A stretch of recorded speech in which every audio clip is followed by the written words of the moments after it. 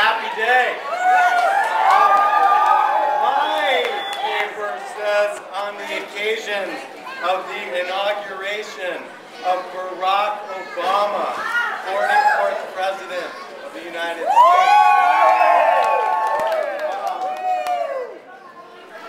Wow, this is wonderful and exciting and thrilling, and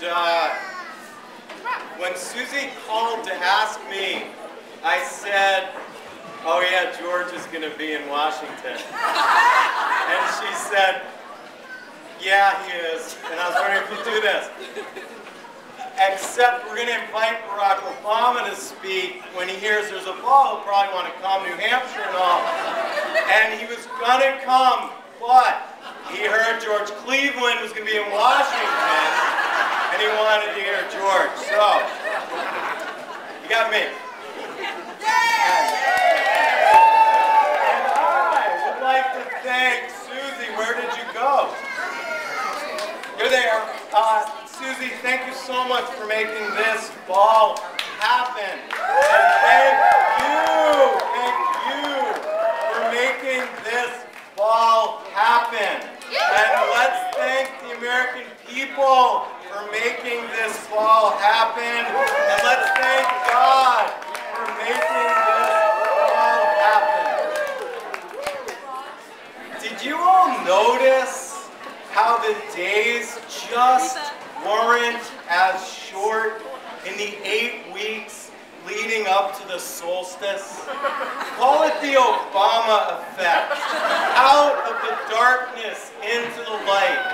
And may that be the last bogus science you must swallow. Yes, we did! For the past 20 years, I've gone around with this image in my head. On November 8th, 1932, Clarence Edgar Carr, Rebecca Boyden's great-grandfather, turned on all of the lights in his big house at the top of the hill in Andover, New Hampshire, to celebrate FDR's victory over Herbert Hoover. I did some fact-checking. Your great-grandfather died a year before, so I think your mother told me the story wrong. But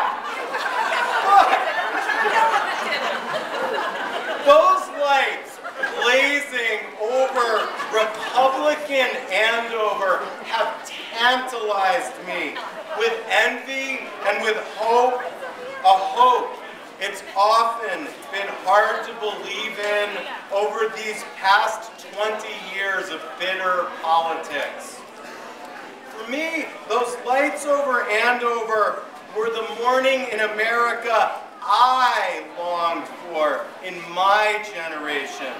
The lights my father saw in the inspiration of John Kennedy. The lights so many of us have longed for since. There's been a lesson for me in this election. Some things need to be believed, to be seen. Yeah. I've practically been pinching myself over the past 10 weeks, thanks to Kim Noyes and a voting machine that, it appears, was not rigged. On November 4th, I was home well before the networks were calling the election. Ask Willa and Molly. The tears that started that night have just kept coming.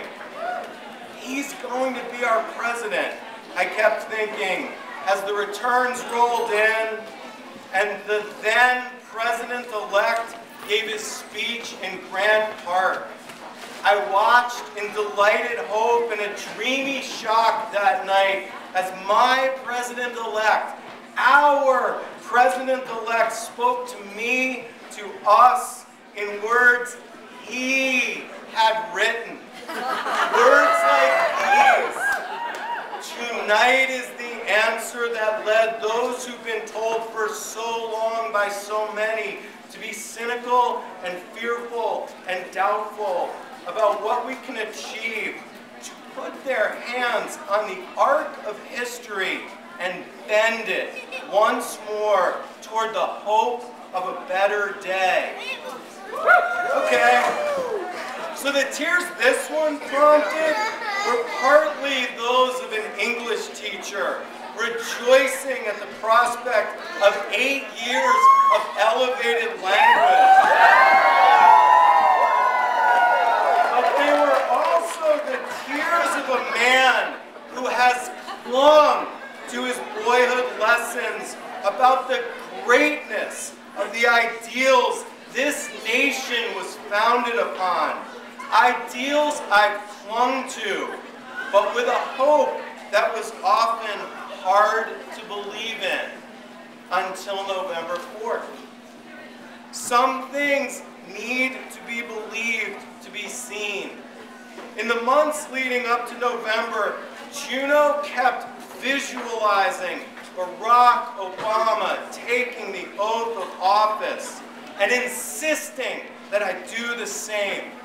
For months, I quietly hoped, but as I read the latest punditry or polls, I'd be reminded of the deflation of the last 2 elections, and my visualization would waver.